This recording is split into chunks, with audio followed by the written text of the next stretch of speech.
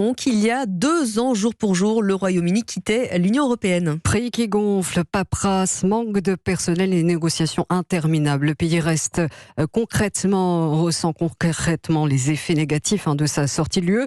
Un Brexit marqué aussi par des changements politiques incessants, un vrai casse-tête pour de nombreux Britanniques. On fait le point avec notre correspondante d'Europe 1 à Londres, Sarah Menaille. 2 ans après la sortie effective du Royaume-Uni de l'Union européenne, s'il est difficile de mesurer en chiffres ses effets concrets sur l'économie britannique, de nombreux économistes s'accordent à dire qu'il a détérioré la situation économique d'un pays au bord de la récession. L'économiste Chris Beauchamp préfère lui nuancer, évoquant une crise plus globale dans un monde post-pandémie. Nous sommes dans un monde dans lequel les prix ont augmenté soudainement, à cause notamment de la pandémie. C'est une inflation globale, ce n'est pas que le Brexit.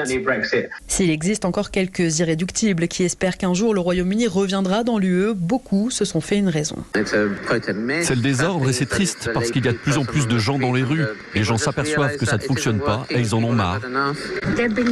Ils tournent en rond depuis 2 ans avec ça et se retrouvent là où ils ont commencé.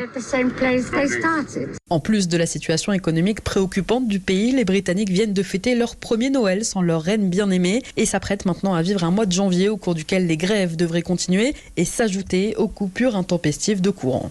Sarah Menaille, donc correspondante d'Europe 1 à Londres.